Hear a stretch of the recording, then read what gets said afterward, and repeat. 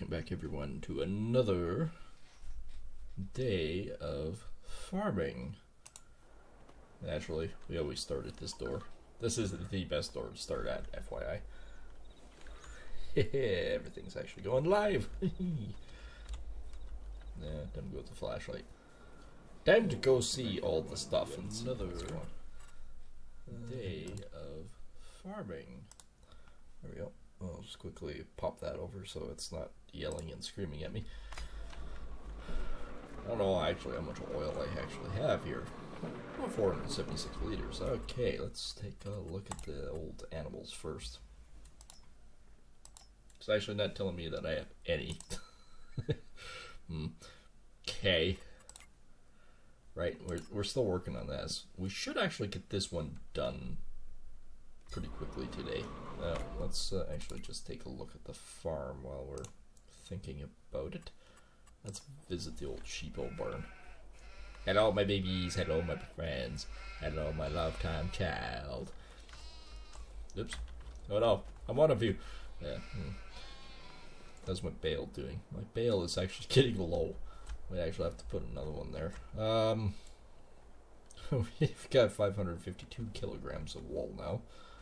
We did take 2 of the pallets of honey and found out it was only worth about $2,400, so that was mildly depressing last time. How many eggs do we have? We have... I don't think 18. Oh, that's just the animals in the chicken coop. 908 eggs. That's a fair pile. Yeah, let's somewhere around here is a that's a truck. I mean, I could start this. I don't know if I need him. This one I definitely do. We've got 27,000 liters in this. And we have some of this. Apparently this is where I just stopped last time we went. I had close enough. Or that one's full. So yeah, we actually have just this piece left to take off, and then this field is done. Done like dinner. Done like dinner. I've got too much crap in my way. Hang on here. Just warm it up here a little bit.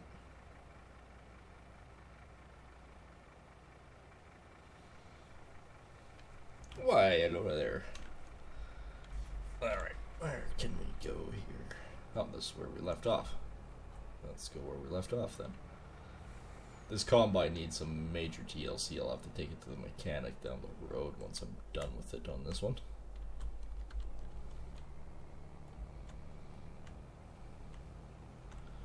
That's where we left off, right there.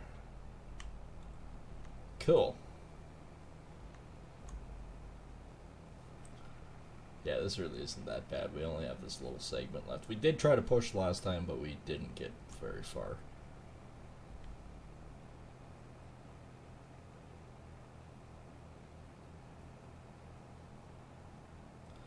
Oh, how far are we?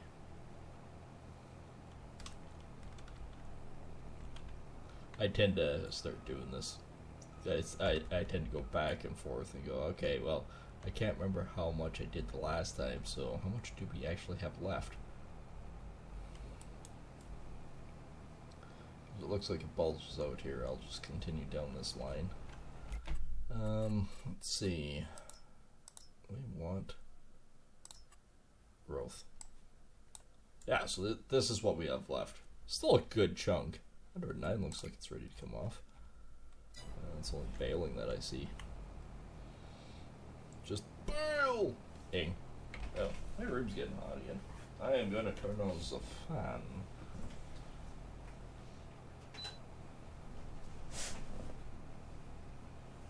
Yeah, it's also muggy. That's why I'm late actually a little bit, is because I was making sure that storm was long gone. Which it is, thankfully. It's safe to be on again without interfering power problems. I'm actually kind of surprised there was no interfering power problems. Because I can tell you with that thing, it was something. I saw a little strip of orange on that screen, so that's why I did that. Okay, it was only 32%, so if I do something like this and go back, we should be fine. I'm actually kind of impressed from the last time. We came close to finishing it. We really did. We did come close. But naturally, all I did this, boop, boop. They're basically doing what I used to do all the time on, like, paint. I used to just go across and take chunks off, and I was farming in my mind. This is way funner now, though. Or way more fun. Funner is not really a word. Grammatically incorrect.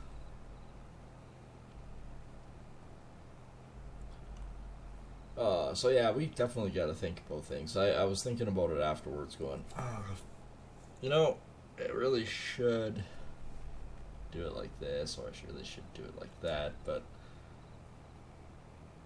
at the end of the day,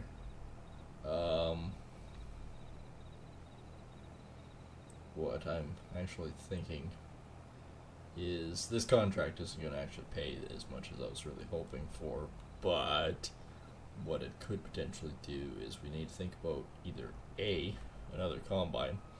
But the problem with the combine is I desperately need a bigger tractor and a grain cart.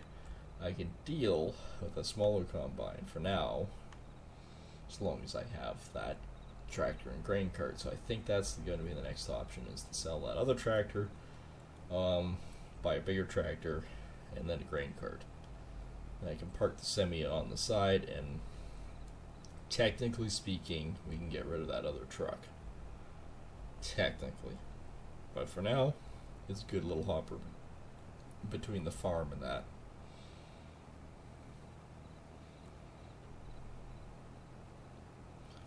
And we are getting close to actually finishing this one.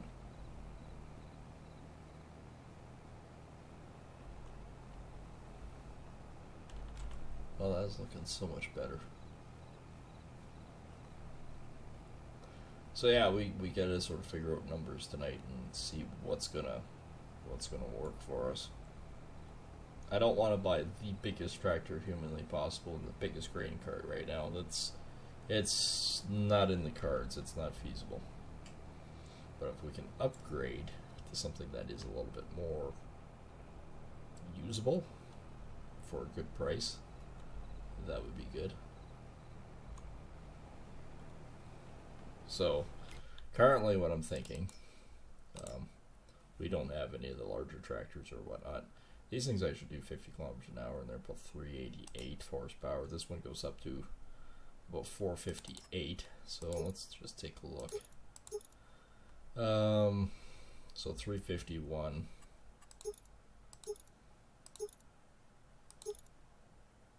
I think just probably wheel weights and the American standard. A 3-point like this. This will work for a grain cart for me, so that's about 351-ish. So that's not terrible.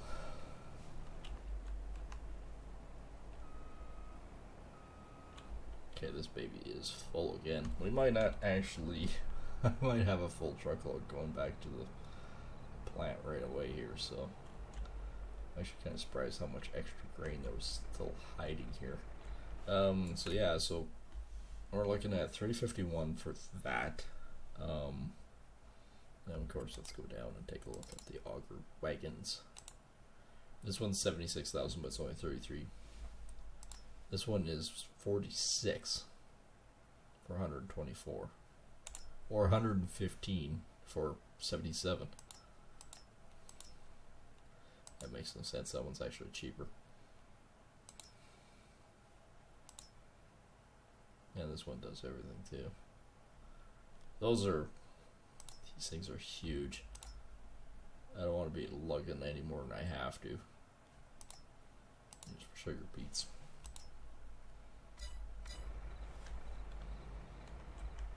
Yeah, I'm gonna have a full truck here in no time at all. So say hypothetically we need about 450,000. We don't have another grain cart to sell, so that's non-negotiable there. Technically, yes, we could sell the truck, but that's only going to get us about 110, which would actually pay for the grain cart. But I don't know if I necessarily want to get rid of it yet. It's kind of nice to have a couple trucks sitting on the side of the road in this case, and just that way you can just farm, use the grain cart, fill up the grain cart, fill up the trucks, drive the truck. But you always have something sitting on the side of the road. So I don't necessarily want to get rid of my truck yet.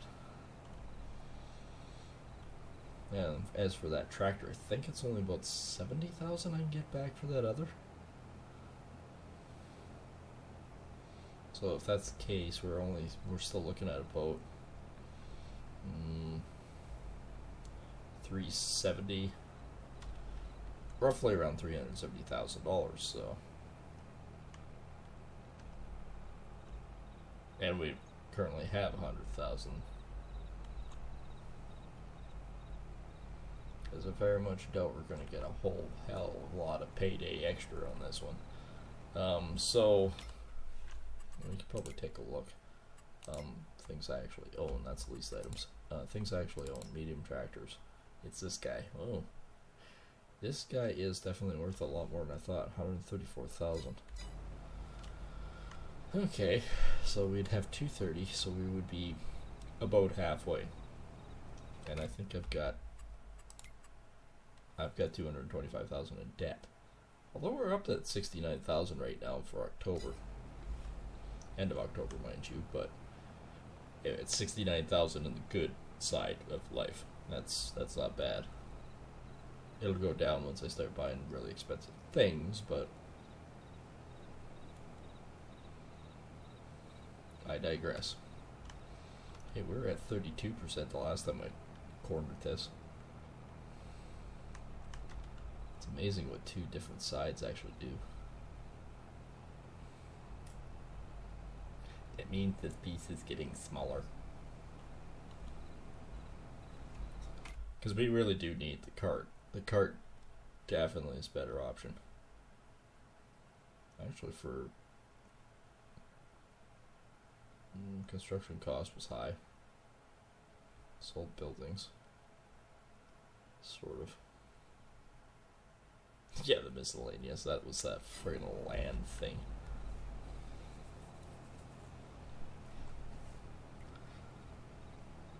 We spent a lot. We're making a little, but we spent a lot.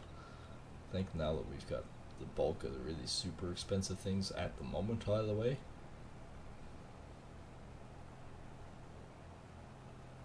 it'd be great with my chickens and everything else. Oh, yeah. Think of production. Just look at the veggies. The veggies are a slow production, though. I'm not gonna see major gains on that one yet. But it's just that one is, so long as you put water into it, it's very cheap. Very cheap to maintain. So long as you have your water input, you should produce it. So it's not quite what you would consider passive income because there is an expense up front, but it's very, very cheap expense. You're putting a little in and getting a lot out of it. It's just how much time it takes to get a lot out of it.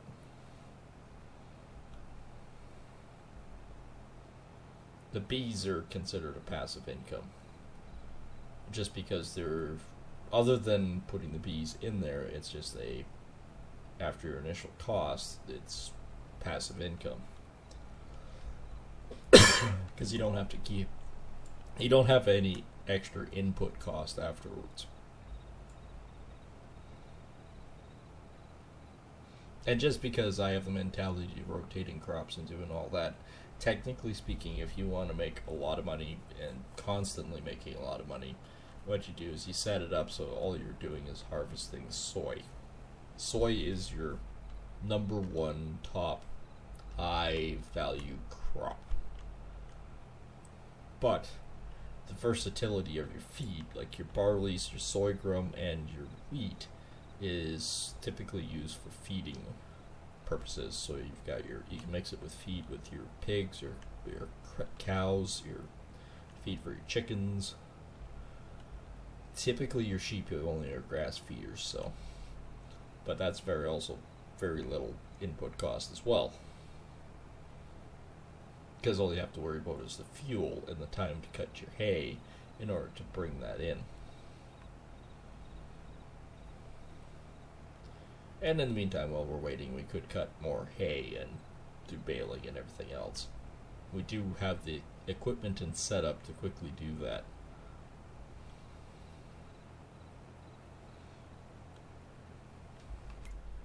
And this should be getting a whole lot smaller now that we're cruising along here. Oh yeah, look at this.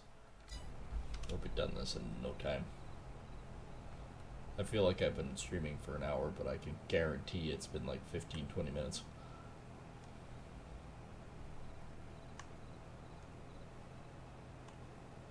It is what it is. I'm not really concerned by it.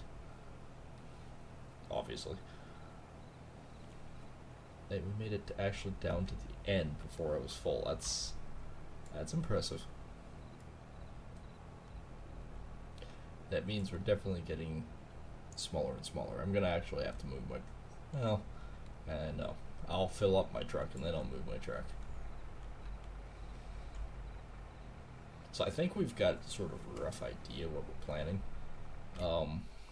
It would be really nice if I got another big harvesting job, because these ones actually do pay pretty good. They're 35,000, and you might go, well, that's not pretty good. Well, 35,000 plus maybe another, if we're lucky, 10,000 on top of that with the extra crop payment. So yeah, we're looking at about 45,000 as contract. These stupid things, because I'm pretty sure I know what I did now. Yes, they screwed me, but I think I screwed myself, because I was technically harvesting in the rain. Harvesting in the rain in this game lowers your yield. I think it's about 18 to 20%. And when you got a giant field that 348 came off of, that is kind of a, well, you lose 20%, guaranteed you're not going to finish.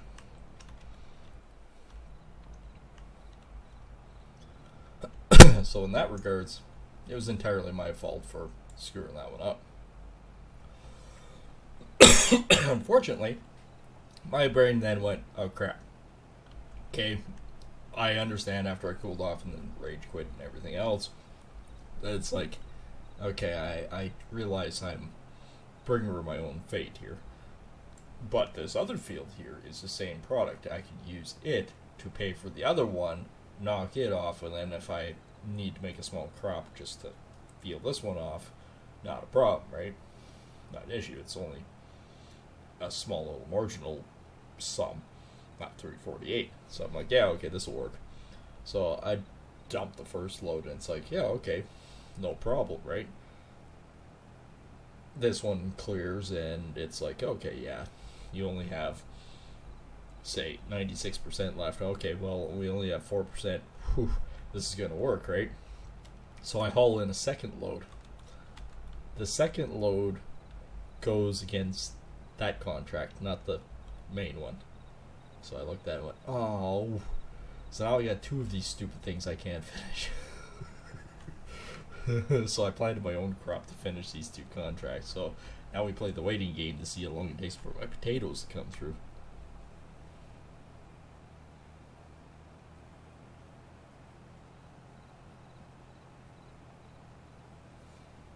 So yeah, no, it was not. I was not having a good time. That is frustrating. Yeah, no shit. Yeah, no, it was. That was definitely one of those moments of, oh, why?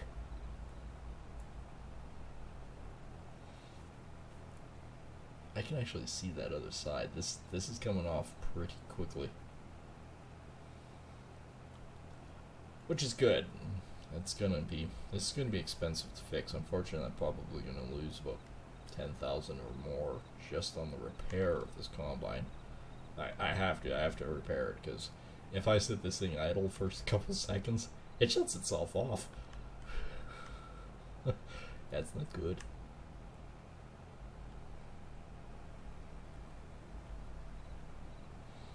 But I always find if I just keep going in circles, it seems to be almost as efficient as going back and forth. Just for times, because I have actually played with the times of combining in that, and this seems to work. Mind you, this isn't a very big combine, but it's what I can afford at the moment, and it works, so.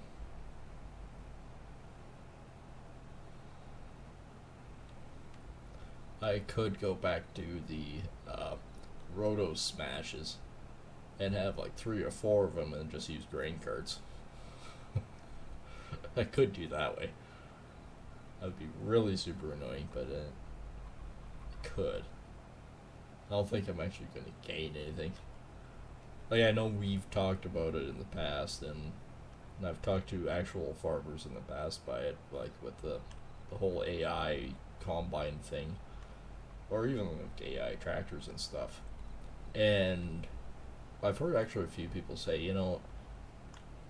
if it was feasible to run 3 or 4 smaller units completely remote controlled, it might actually be cheaper, but there's always the rub where you don't really know until you actually try it. And with the sheer cost of things these days, do you really want to attempt to spend like as a farmer's point of view, would you want to spend like $1 million on AI equipment to find out it doesn't work for you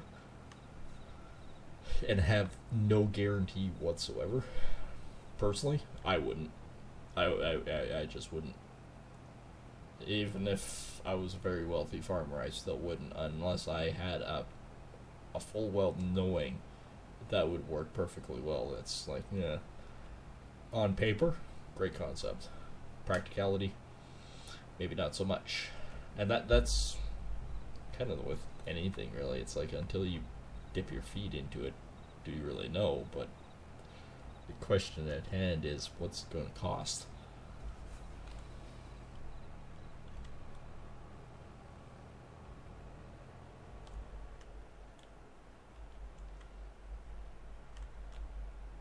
Alright, this will probably maybe fill up the back of the cart. I'm not really sure. I almost want to just take this truck, dump it, and then finish combining it. We don't really have that much left. Like, this tiny little piece, this little tiny utopia that was way wider when we started. I think it was out to here when we started. Well, no, actually, we might have one more load to do there. That's not terrible. I have to go around one more time.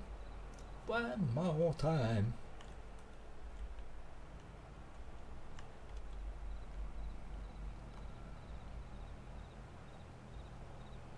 But yeah, it's definitely something to think about.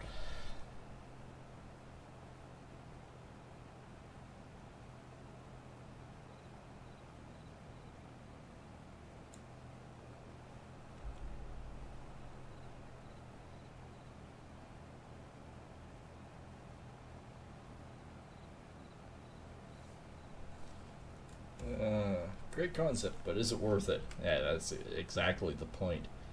It, on paper, it's a fantastic idea, but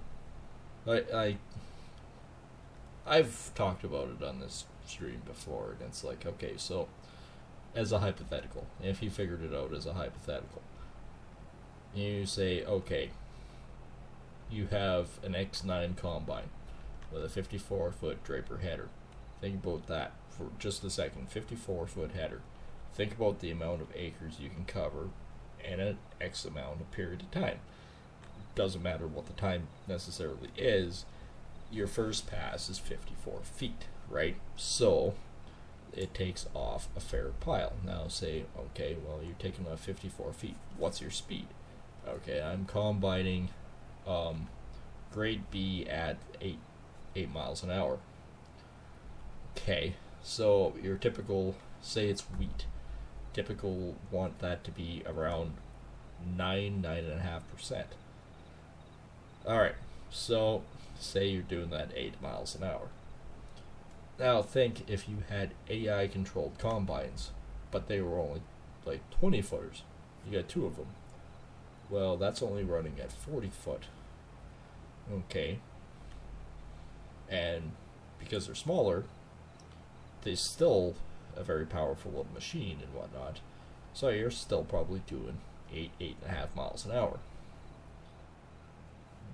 But you go, okay, so say an X9 with a 54-foot Draper header. That's $1 million.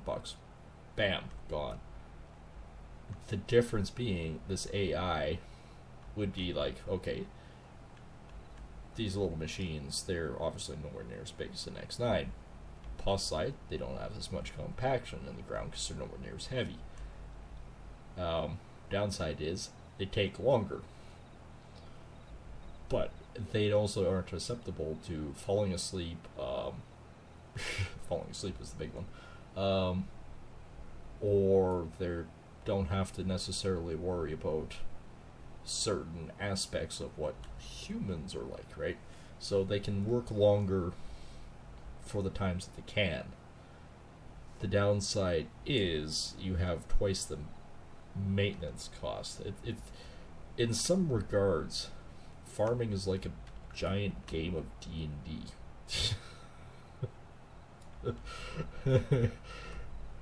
It's a weird concept because as I'm trying to explain this, I'm going, okay, so here's the pros, here's the cons, this is what it is, and vice versa. You start going, okay, this is just like playing freaking D&D.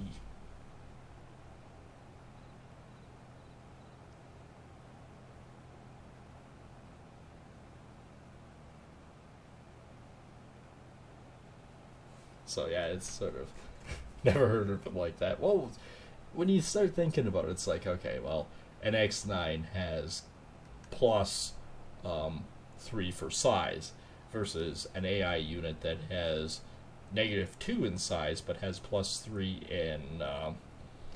in visualization or non-human like essence. It's you look at your cards. Oh man, I didn't get the X9 roll off my D20, but I did get a D12 roll.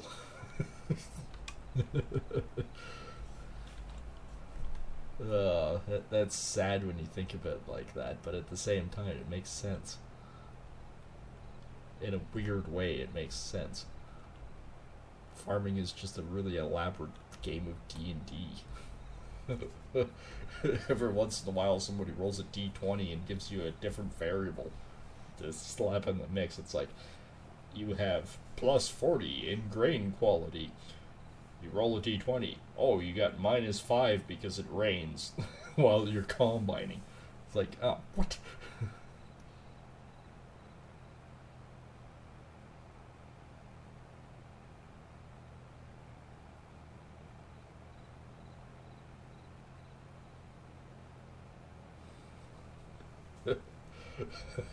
Okay, strange, but it does make sense. Right? Like, you actually start thinking about it afterwards and you go, oh, but no, it's not. Wait, yes, it kind of is. Yeah, no, it's just an elaborate game of D&D. It's just, or is D&D just like real life? Oh, I just broke a fourth wall break on a fourth wall break. Yes, what is the first concept of it? Is it basically reality? Is it D&D or is D&D reality? But it is true when you start thinking about it. It's like, okay, well, you've got this beautiful crop. Say it's +20.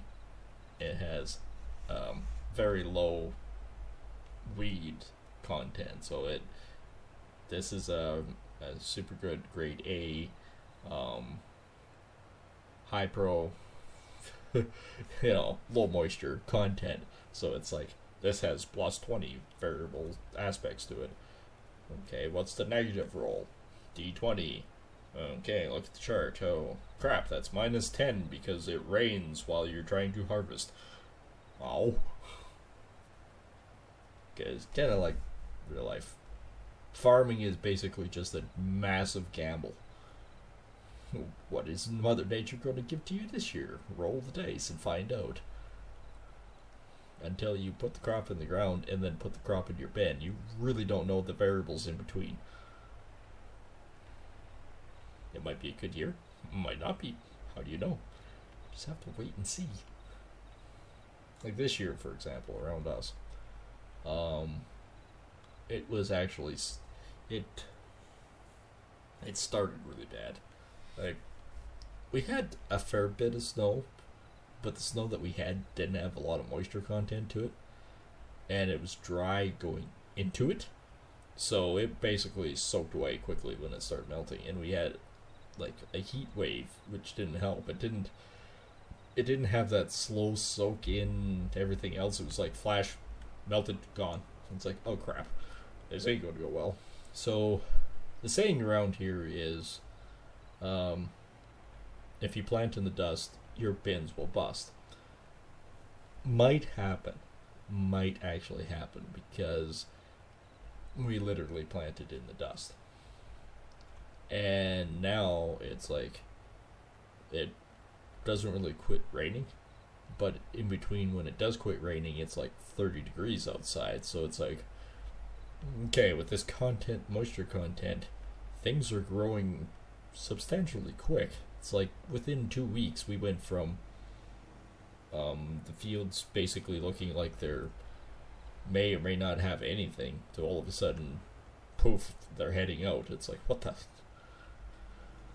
And then you start thinking about going, okay, second week of July, it's heading out. That means on a malt barley field, we'll be combining third week of August. At this rate, that's kind of scary. But it's still not that bad. Second, third week of August is kind of a good normal to start with. And we always say, your worst 2 months for weather of any kind is June and July. August can be crap, but typically you don't have the big brutal storms. You can, but typically you don't. You'll have the odd one, whereas every day in July could be may or may not go the way you wanted to. Like today, we got a lot done today at client's place, and then we were working away, and it's like rumble, rumble. Is that thunder? Yeah, I think that's thunder. Rumble, rumble, rumble. Oh, yeah, that's definitely thunder. Anything on the radar? Like, there's been no warnings or anything. I don't know, it's strange, right?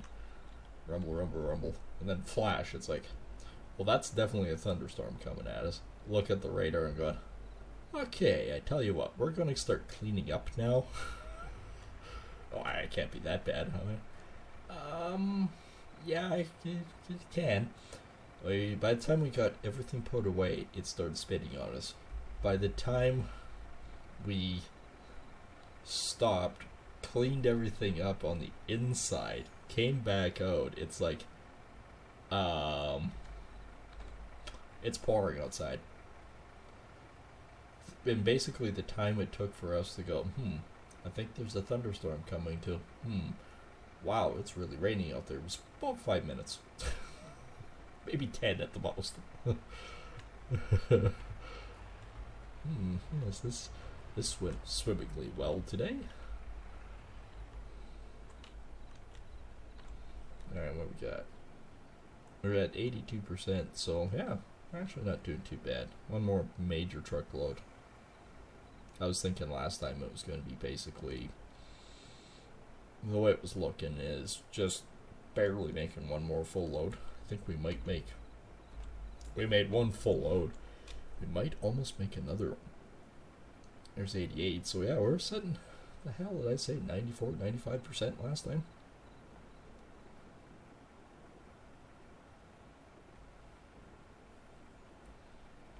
$94.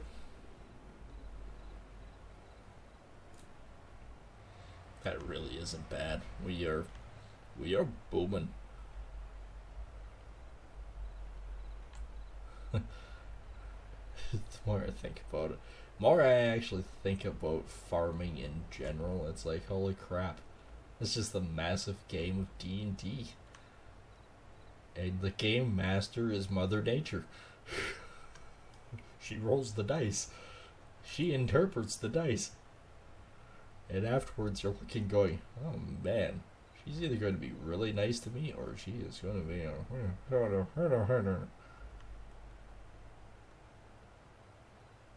well, I must admit, she's been... This year could have been a whole lot worse. I know I still feel bad for some people. Like canola this year has been... That is not a good crop to plant, but it's a gamble, right? Until you put it in the ground, it's like, yeah, I don't really know what it's going to do.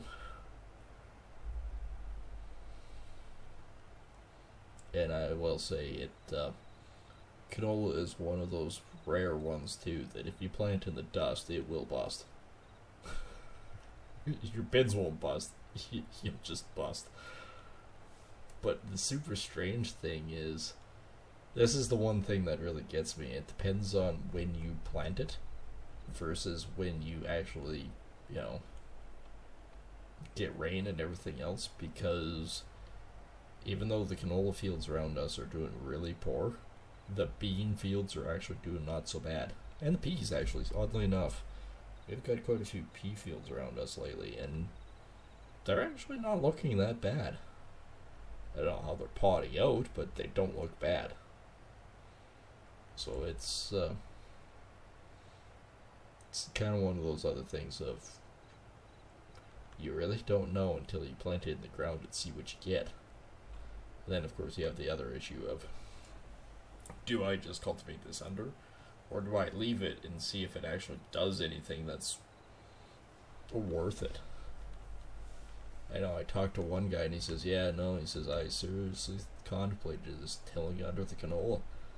And he says, but then the price of the seed, fertilizer, and fuel to put the crop in versus, again, cultivating it under and getting zero is a huge cost. Not covered under insurance. Yes, you can technically write it off as a basically a defaulted field, right? It's like, okay, well, that didn't work. But the other thing is, if you plant it, it doesn't grow well, and you combine it, the cost of combining it isn't worth taking off just to get a little bit for seed purposes. And that's what he was saying. He says, if I can even get enough to consider it, he says it's going to be a write-off anyways, because it's basically considered a crop disaster. But he says if he can get enough off combining it, it may cover the cost of the seed for next year. So when you consider that, it's like, you do have a point. It's like, it's not like if everyone has a major crop disaster year and nobody combines it and all tills it under, where's the seed going to come from, right? So he does have a valid point to it. It's like, yeah, okay, the seed's got to come from somewhere. So if he can at least get enough seed to replant for next year, yeah, I would tend to agree with that logic behind it. It's like, yeah, okay, that yeah, because it's not like the video game where you can literally endlessly just go to the store and buy more seed. If you have no seed, there is no plant.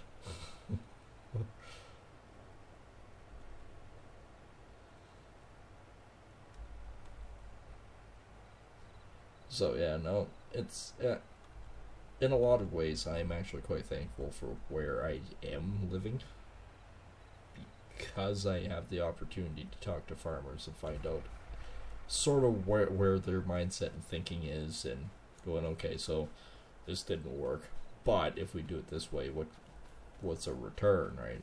So it's not necessarily money or monetary value. You can actually consider it as, okay, obviously this year's a write-off, but if we consider it, if we can get enough off to cover seed costs, then it might be worth it in the end.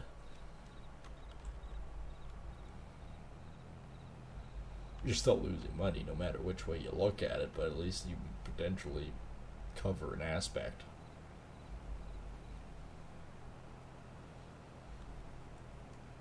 And, when somebody says that to you and you start thinking about it afterwards, it's like, yeah, you know what, he is right, because at a certain point you can't just keep going to the elevator and buy more seed. If everyone does the same thing, we're screwed. So it's like, yeah, you know what, that's a good idea. We'll just cover our cost, and whatever the cost is for fuel and everything, who cares? At least then we get enough seed for next year. So long as the government doesn't step in and say, you can't use that seed. Pardon? Because I know a lot of guys around here will use a certain percentage of their own grain.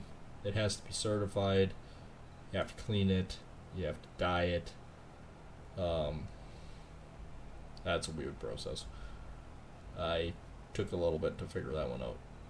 So basically they put dye on your seed because it grades it. So if a crop inspector comes out while it's growing, and this is the explanation I got for this, if a crop inspector comes out and investigates it, it has to be dyed a certain color to verify that strain is not disease ridden. That way you can potentially actually get insurance for it if something happens. And the concept of dyeing your grain so the inspector can verify it is a weird concept. But okay, whatever. So it goes back to, can you actually use your own grain as seed for next year? Yes, you can. However, it needs to be properly cleaned and verified and then dyed. And yes, I've seen very interesting canola for a seed that's little black ball bearings turning into bright pink little golf balls is very strange.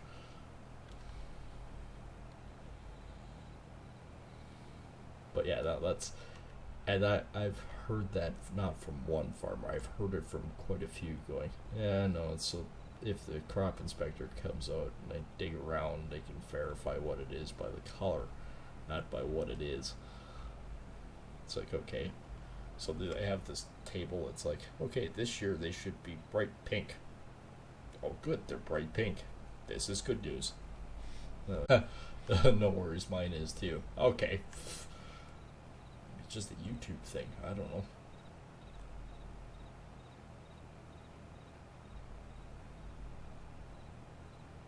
And then it starts cleaning itself up immediately, so it's tough to say. It's been a while since I've seen it actually glitch like that. Oh, it actually did drop a little. Where did I park that truck? I parked it there, okay. Oops. Let me just do this. There we go.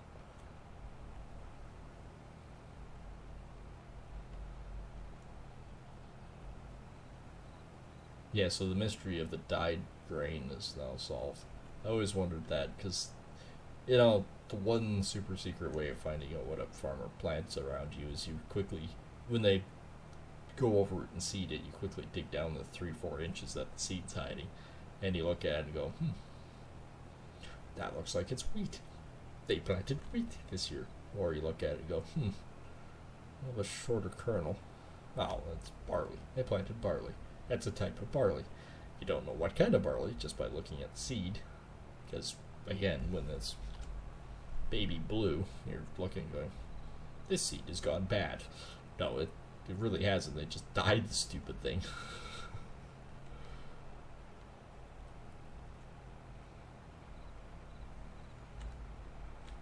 But I can see a lot of city people coming out going, there's some weird GMO grain prototype stuff that you're doing. Obviously, because it's blue. I've never seen blue grain before.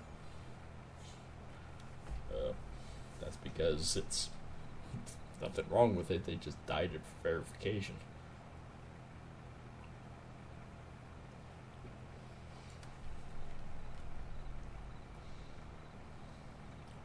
I could just imagine city people coming out here going, what is this? What is this?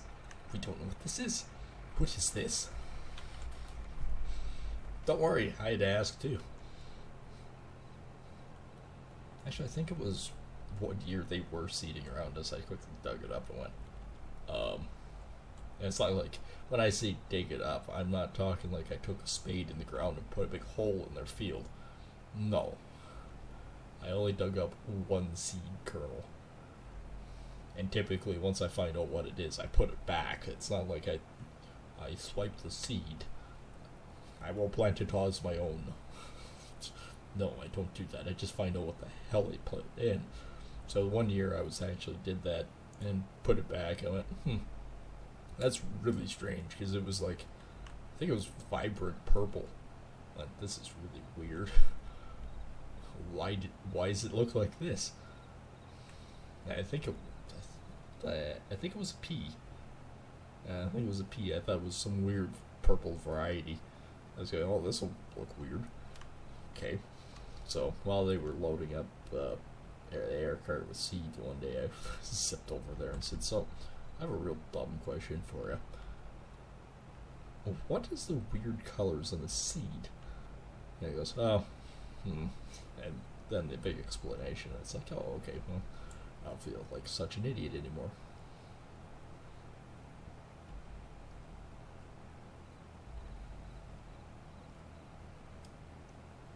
And again, everyone also thinks about that, like when you combine in general, it's just magic, right? You get 100% of what you combine through the combine and put in the bin. No. New machines are way better than the old ones were, but you're still only I think you're still only recovering at most on a very top end about 95%, which is decent. Say you combine 100 bushels, that means you lose 5 through the back. And it also, there's a lot of variables to it, like what your screen size is, the threshing, the speed that you're combining at, how dry it is, how damaged it is. Like if you had a lot of hail that year, is there much in the heads left? What the condition of the head is, how badly broken the straw is. When you start cutting it with your sickle bars, does it just shatter and fall onto the ground? It's endless. It literally is endless. You start looking at it going, okay, yeah, there's definitely a lot of variables to it. In a perfect world, absolutely. You combine it, magically 100% of it will end up in your bin later on. That's awesome thinking. Not practical, but it's awesome thinking. I personally would love it if that happened.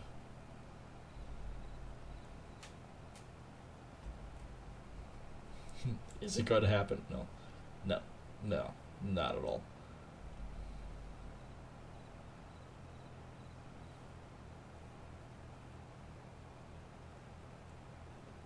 Well, we've been combining now for about 50 minutes. I think we've had some pretty good conversations tonight, too. Like, I always love having these conversations. It's sort of... it's stupid to say, but this is actually relaxing. I am literally going up and down the field combining, but it is relaxing. Because at the end of the day, to be fair, it doesn't really matter what happens. It's a video game, so it's great that you can just turn off the switch and it's good. Although I will admit, today went really well. We got a lot more done than, well, we got a lot more done, even though we weren't expecting to do as much. Like, we were going in there to, we built these lockers, so wood lockers for the client, a little while ago.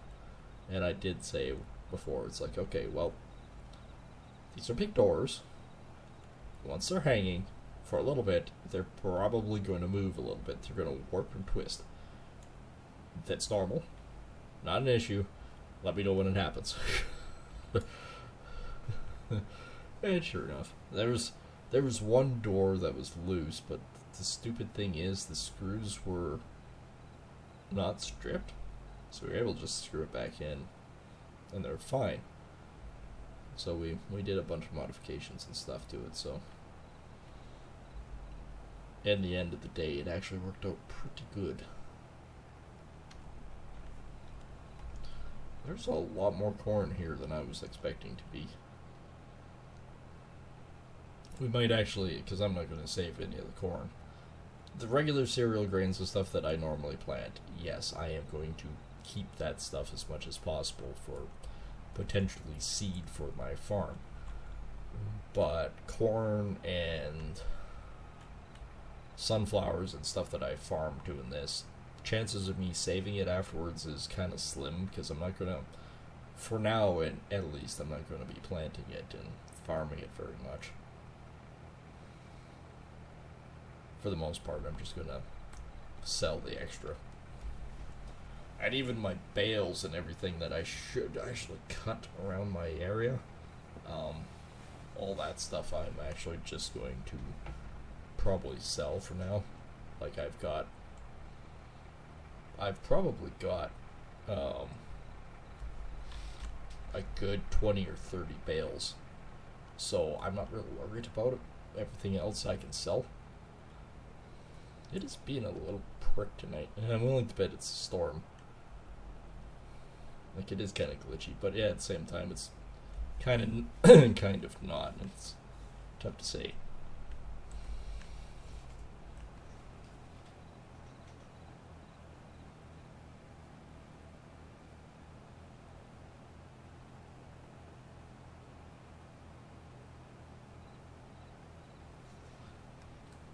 Being glitchy all day. Okay, so it's not just me.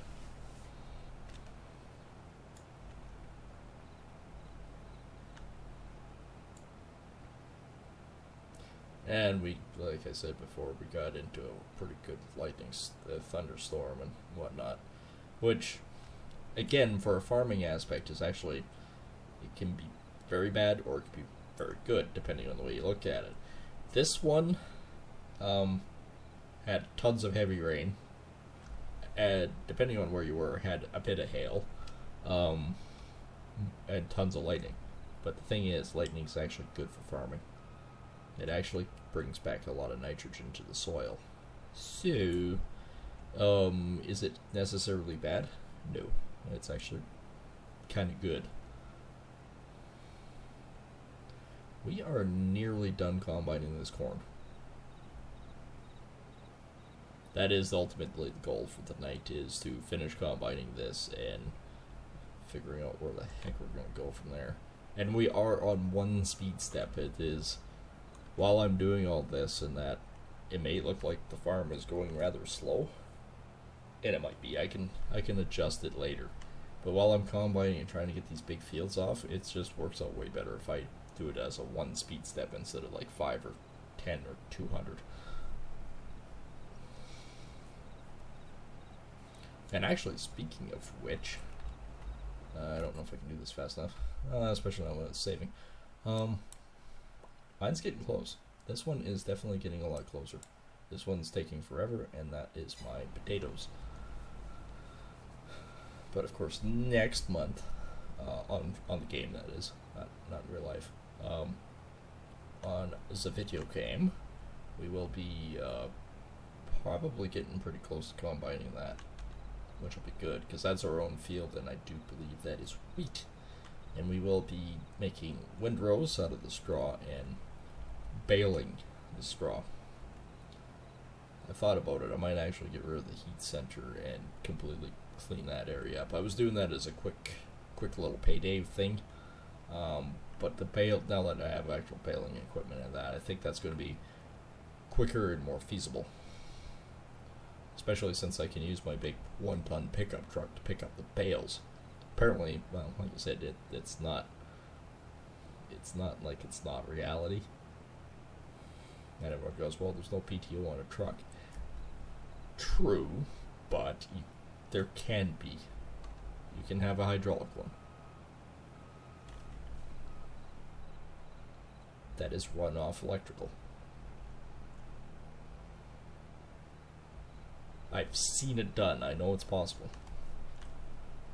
And I remember seeing it for the first time going, well, that's weird. That's really neat, but that's weird. Why don't you just use a tractor? Well, we didn't have a tractor to work with. Yeah, okay, I get you.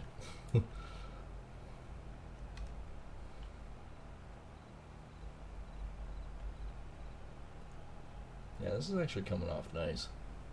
Like, this combine is low on fuel and really bad maintenance, so tonight before we finish off, I think we're going to have to spend a little quality time and fix it. And I've thought about it too. I might actually, because that fuel tanker is actually only for oil, I might actually buy a diesel tanker to haul fuel. Unfortunately, we only have 2,000 liters, which I don't think this combine does it say how much fuel it takes? No.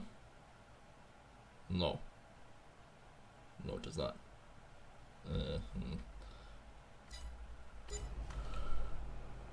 That would be great if they did that, but unfortunately they did not. Alright, let's dump ship again, and then we should be able to finish that little strip in 3 swipes ish.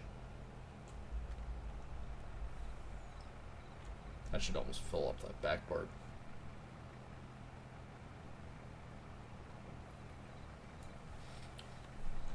So yeah, our little we only have a little strip.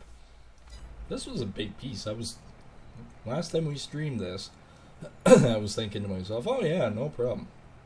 We'll be able to combine this off in like no time at all. Tee hee. I look at it now, it's like right.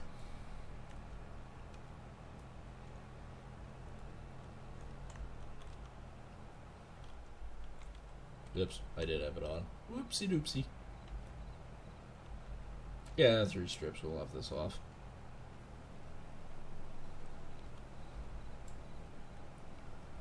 Actually, I don't even know. 99%. Alright, well, we might be able to finish combining this and it might go up to 100. It's tough to say.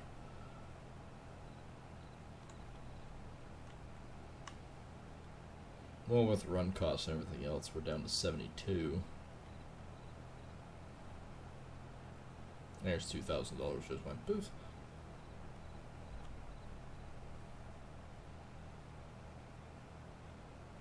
Fortunately, that might be the truck, because I'm pretty sure the truck and trailer is leased. Every time you drive it, it's like do. Just watch it go backwards. It feels weird to finish this off. So basically what I'm thinking is I'm going to leave the truck down here. I'm going to drive up, get this thing repaired, and then drive this back to the farm where we'll get some fuel in it soon. I'll turn around here and I'll take a look to see what kind of tanker, fuel tanker, or even a fuel truck, like a little truck trailer that I can put on my 1 ton temporarily. That would be ideal.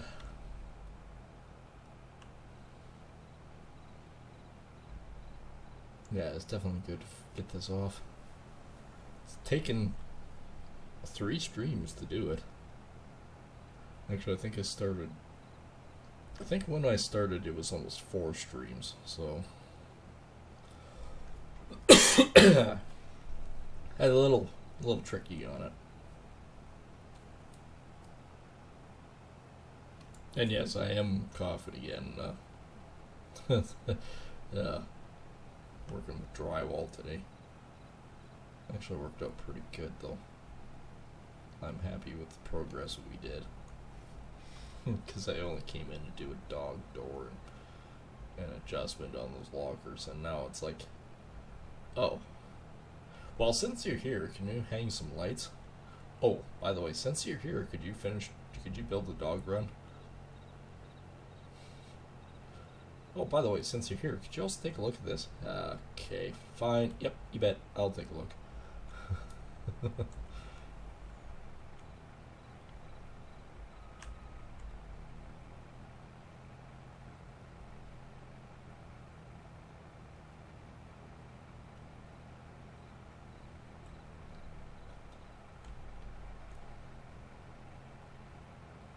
There we go.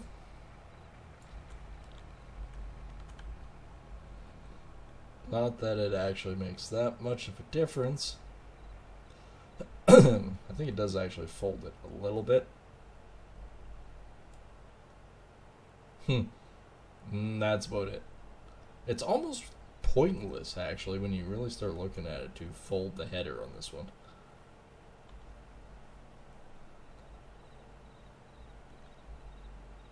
But yeah, we are officially Combine. It'd be really nice if we got 109. That would be, I think that's Soygram. I don't see any other, well, there's 14, that's cotton. Pardon me. Got a little fur ball in the back.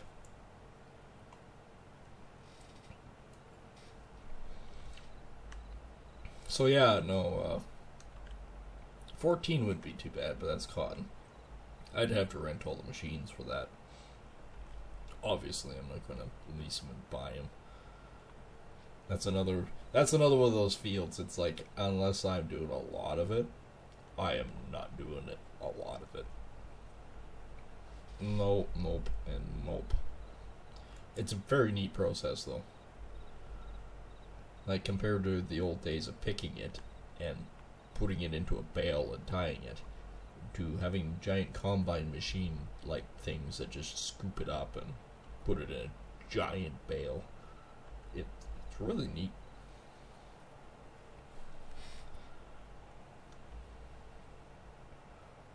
Well, when you really consider it, a lot of the farming processes, even though they've advanced a lot over the years, is still a very neat concept of how things are done. And also how things have improved over time.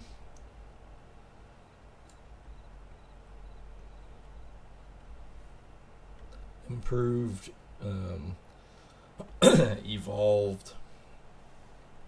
That gob is really teeing me off. I feel like I should just frickin' hork a furball, but I don't know how much that's going to solve anything.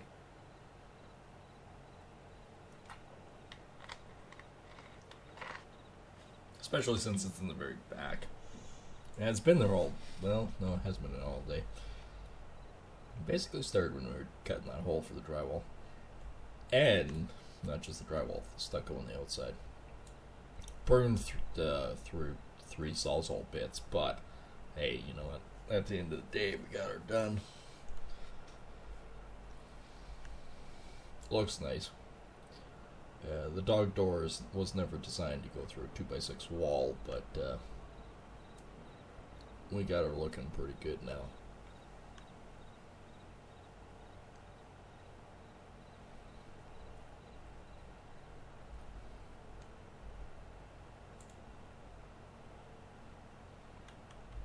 This is definitely a slow process. I think we're, well, compared to where we started from all the way over here, and now we got to go to here.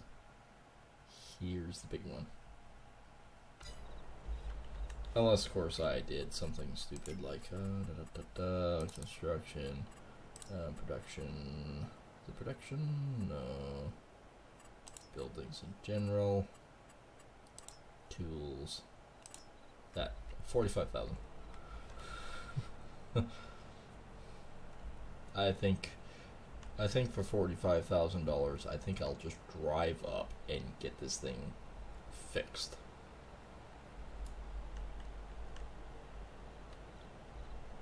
Driving through the ditch with this header is something else, but I should actually repair the header too while I'm doing this, so it will be expensive. Okay, people, get off my ass. I'm a combine. This is my top speed. Piss off. That's what a lot of people don't get around here, is actually the like combines in general, or not even combines, farm equipment in general actually have the right of way. So despite everyone's thinking of, oh, farm equipment, they need to get out of my way. Why are they on the roads? I don't know, I guess you don't want food.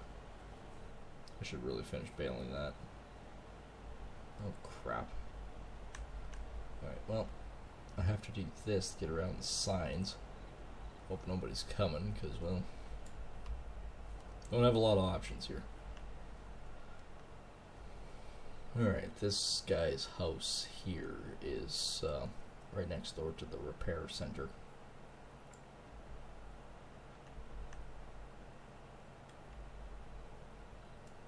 And thankfully, the trees are far enough away that I can do this. I can charge my electric vehicle here. Not that that's really useful or helpful. Oops. I have essentially just careened into a garbage can.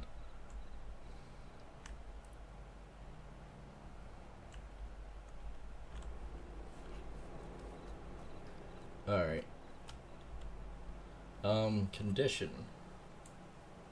Repair is $20,000. Yeah, 609 for the header. Yeah, remember that part where I said it was going to be pricey? It was, that was pricey. But what do? Like, my combine desperately needed repair, because obviously things were starting not to work right. You get out of it for 2 seconds, the stupid thing shuts off on you. Then there's, you know, the issues of me trying to offload and all of a sudden it just stops, and that's because of the maintenance. That's not because I was having issues doing it myself. It was physically I was having issues with the combine. And if you actually push it down to 0, it will no longer turn on and move. And so you end up having to push it on with forks and tractor onto a trailer to try and haul it to the repair center, which is going to cost a lot more than $19,000. So all the thing we have left to do with this is now put fuel in it at some point soon, because running these things dry is not great either. Yeah, it's the biogas plant that I'm thinking of selling or getting rid of. So on the plus side, I combined the field and then spent 20 grand fixing my combine. So essentially I made 15,000. I mean, that's groovy and all, but oops. Ever leave your lights on? You'll come back to it later and there won't be any battery left. Alright, we got Around 35,000 liters here.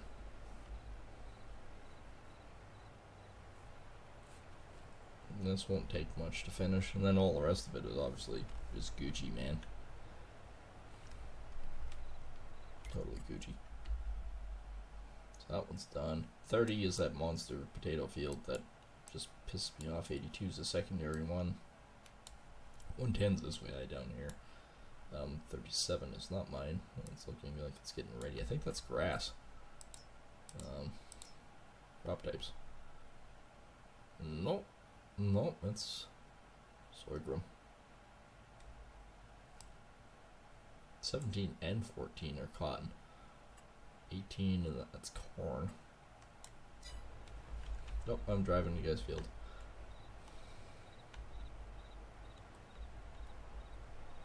Lots of it not ready, but there's a lot of big fields here that are gonna come due. And this I think is sunflower. Oh, it's corn. That is very much corn. Now, can I get lucky enough to back this up straight as an arrow enough that I can turn the corner?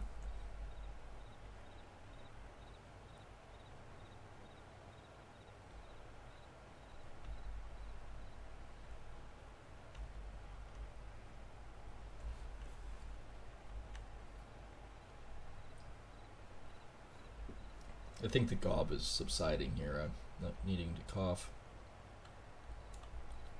Well, let's haul this baby up and see what we get for her. I'm hoping for $10,000 extra.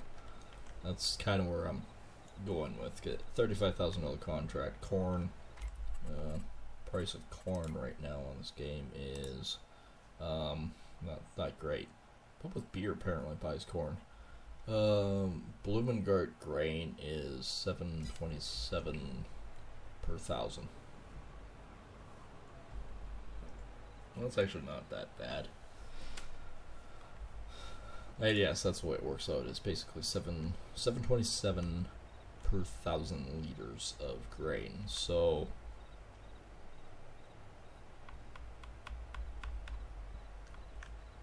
maybe might have 10 grand. Might actually have a little more. Yeah, the price of corn is not bad. Wheat. Well, wheat and barley are a lot higher. Oats are a lot higher. Sorghum is definitely up there.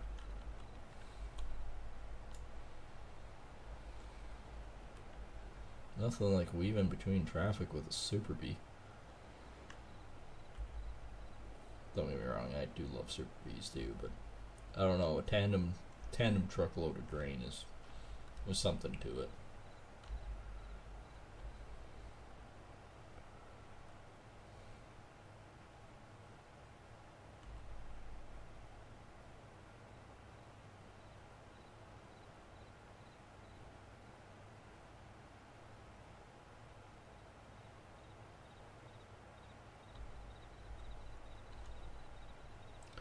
Oh, what are we going to get to this one?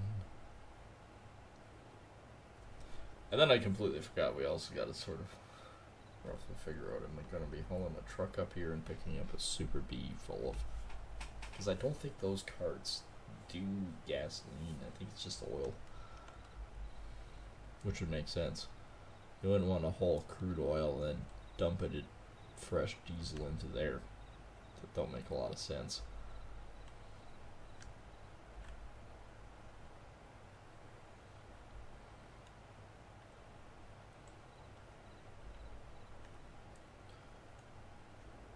Alright.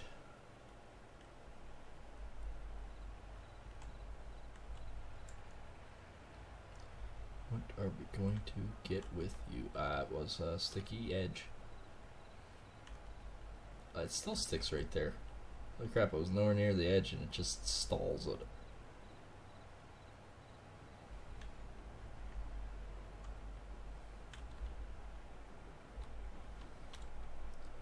Okay, this shouldn't take much before this contract's finished. There we go.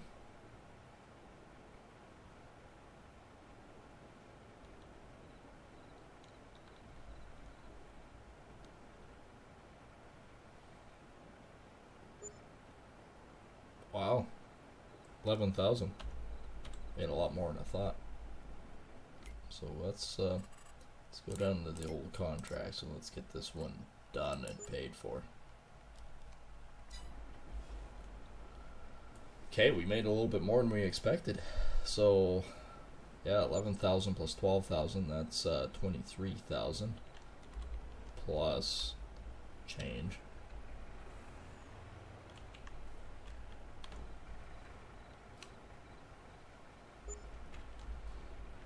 And we probably made pretty close to 24,000 extra. That's really not that bad. It's still not great, mind you, but hey, for a $35,000 contract, we made $24,000 extra, so about 55. No, actually no. They made about 60,000 off that. 35 plus 25, yeah, 60,000. That wasn't a bad little haul. Okay, let's set this thing up in free range mode here. Let's take a look at trailers. Miscellaneous, I think. Yeah, that one is literally crude oil. That one is just a prolific. This one is for fuel. It is $30,000 though. That is kind of stupid, but okay. That's just miscellaneous. I don't think if I went into below riders, it would be trailers in general. No. Distinction Super D. I actually own this set. I don't think there's. I don't think there is any.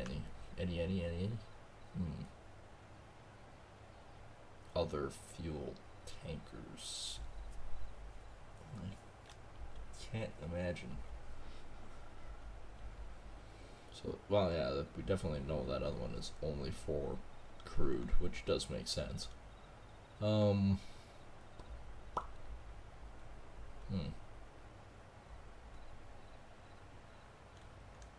That's kind of something that you gotta think about. Because obviously for water hauling, those are specifically for water hauling. Where would those? Where would that be hiding? So that's all under animals, right? These are specifically just for water. That one, the big tanker also says for pesticides and stuff. It's just for straw mulching for bales. That one has 2 bales. That one also does 2 bales. That would be the other trailer that I was thinking of. Animal transport. That's not really gonna do much for me. I don't think there's anything in the old manure section. I think I can haul diesel fuel out of this stuff. These are just big slurry tanks.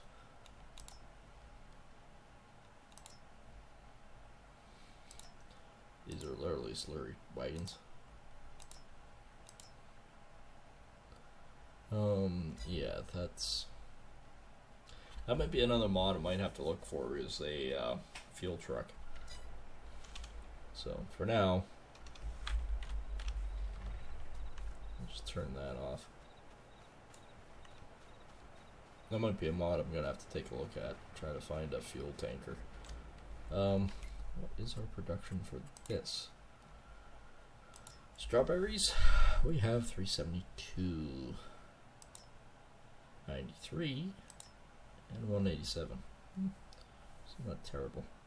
Crude oil, obviously it's missing materials. We have 1,800 liters, so not much. Crude oil, we have 542.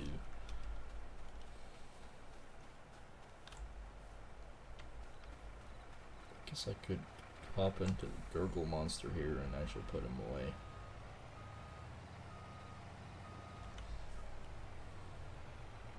So unfortunately, it doesn't look like I'm going to be able to necessarily afford a tractor and grain cart as of yet. I think I'm going to have to I think what I should do is actually not take the mirrors off my truck off the barn, but or maybe I do, I don't know.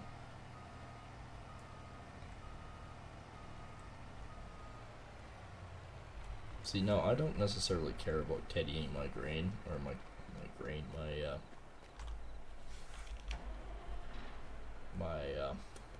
what am I going with here? Help me out here. My grass. I'm honestly more than content just baling it and hauling it as it is. Whatever I get for it is what I get for it. But I missed it and I'm driving over the hitch. That's not great.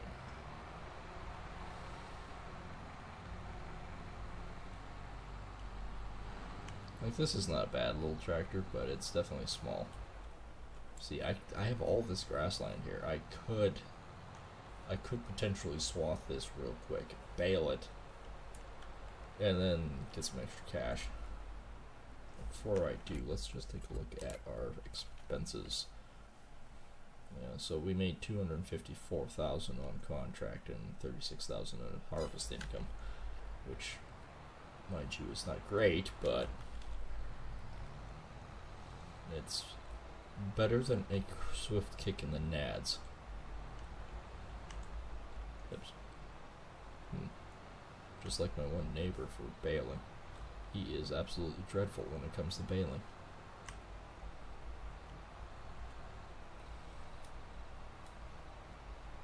This was actually our first attempt to play with the swather, so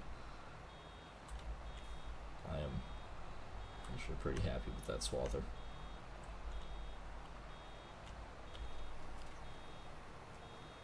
That's a pretty nice bale.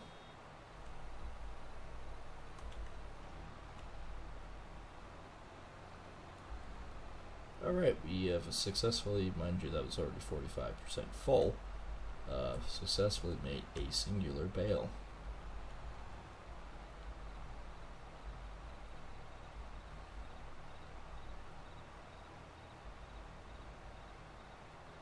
I'm going to be full here real quick, and we'll have the annoying alarm again.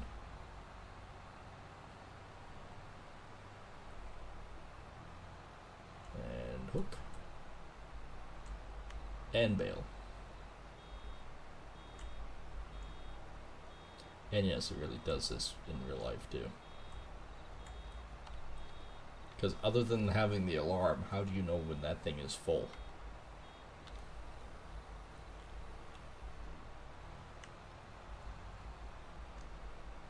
Well, we got 2 bales. I wouldn't say we're making tons of money doing this at the moment, but it's definitely not bad. And this is just actually honestly grass bales. It's not. I'm assuming they take grass bales. Well, I think about it. Grass. Animal dealer 145. Hay. Hay is actually not that much more. Alright, cool. I think I can work with that.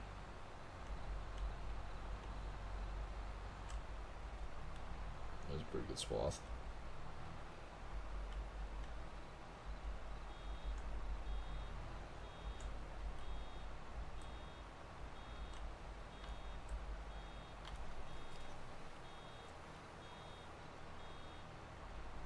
So I think that means it's basically 145 per bale, which is really not that bad. So if that's the case, we have 3 bales here. I should have about 4 bales total off this little piece. And if we do 145 times 4, so that's 290. 580. Hey, $580 extra is better than nothing.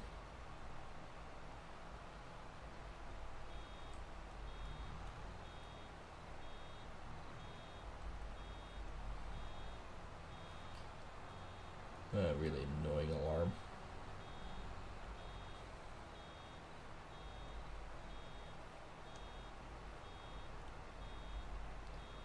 else am I gonna do? I gotta turn around and scoop this real quick.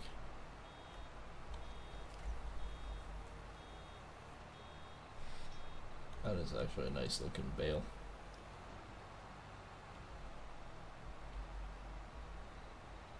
And yes, this stuff grows back.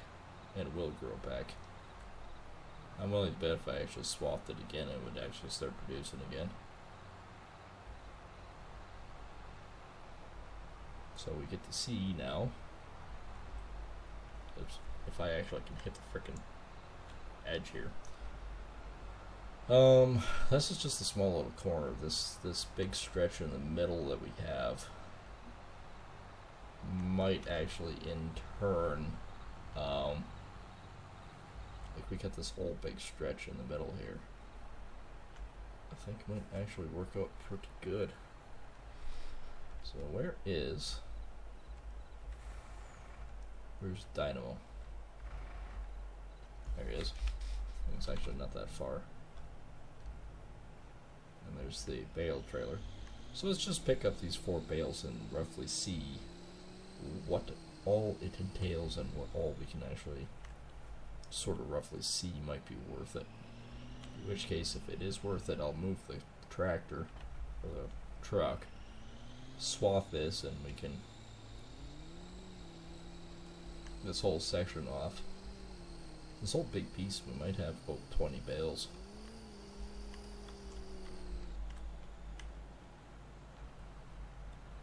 We got 4 bales off this piece.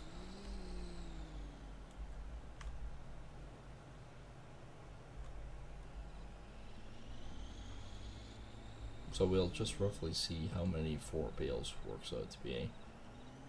As a rough estimate, I'm thinking 580. If it's more than that, and it's based on the liters of them, not by the bale, this might actually be worth a lot more.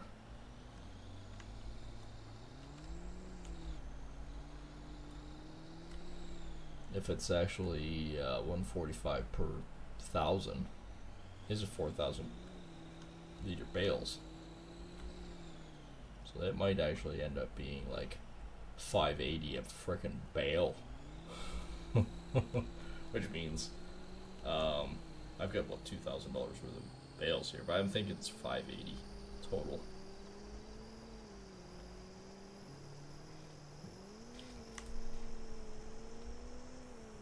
But if it is 2,000, then we can roughly figure 20 bales times, I think it's about 20 bales. 20 bales times your typical amount, so say 600 bucks a bale, 600, that'd be 24,000.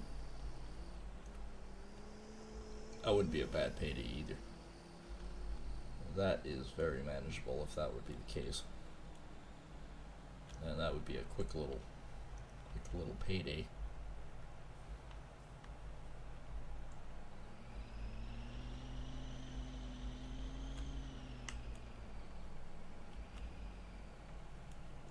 Okay, we are going to offload bales.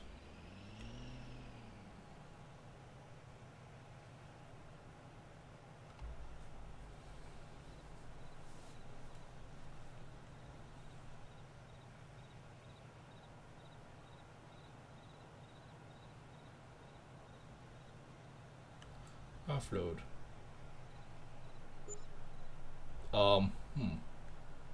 That was basically $1,000 a bale.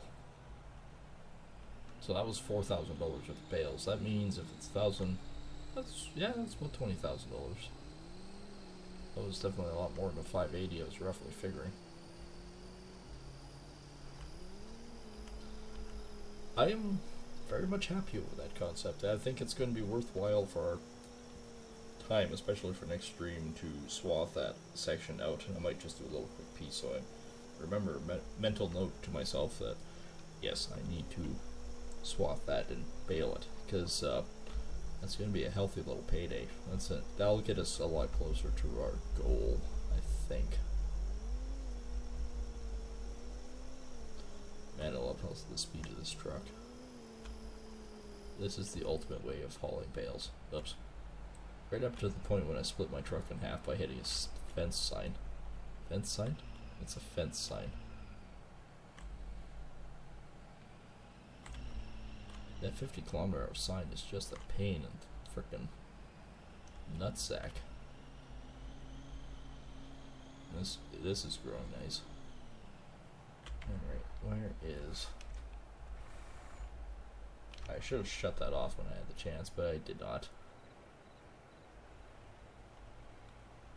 Yeah, I'll quickly swath around.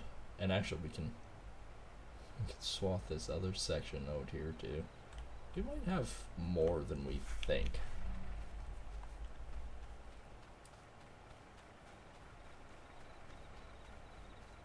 We really might. We might have a lot more than we think. This one's offset. I'm just going to do it in the middle. I don't actually care. I tried doing it the other way and it just got to be too big of swaths.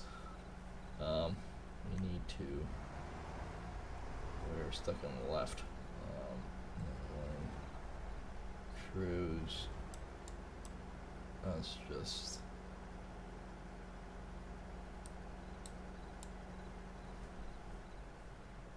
And how do I go? Control Y.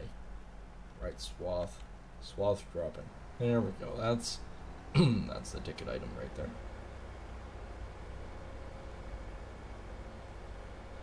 So let's just start right about here.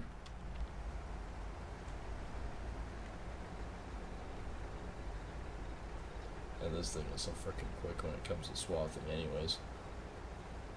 Like I'm essentially swathing and mowing at about 15 kilometers an hour. Do you really complain about that? Really? Truly? Very high speeding it.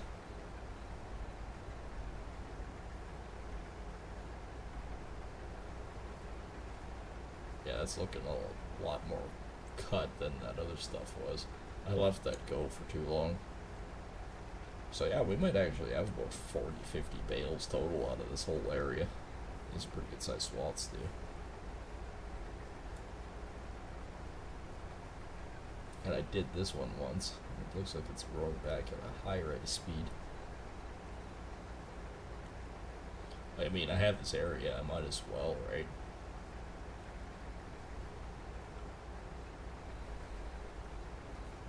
It's a good size area.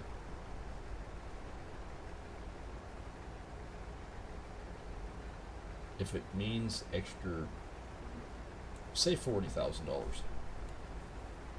that is totally worth it. Totally and utterly worth it.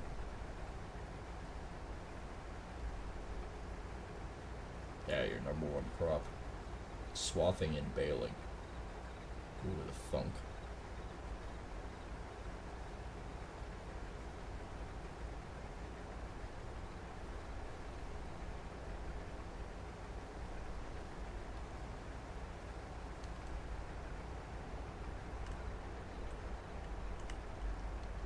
Man, I love this frickin' thing. I wish I could actually... I wish that you had the ability to actually use this and a pickup header for the combine, so you could swath your grains.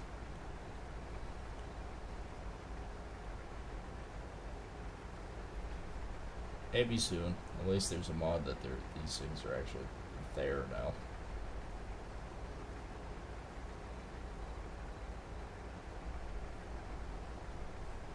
Yeah, this is a good patch. We might be onto something here. This might actually be worthwhile. But anyways, now that we sort of have a rough concept of what we're going to do for the next episode, and have a more of a clear idea what we want to do, yeah, I'm gonna end it here. Hope you guys have enjoyed as per usual, and yeah, if you're new here and you're watching this at a later date, hit that subscribe button. We are on the road to 500. They do. So make sure to leave likes, subscribe. subscribe, share, and of course hit that alert bell so then you know when new content goes live. And of course when I go sleeping is a good word. I like sleeping. Not sure what it means, but I like it. Probably because it has no meaning.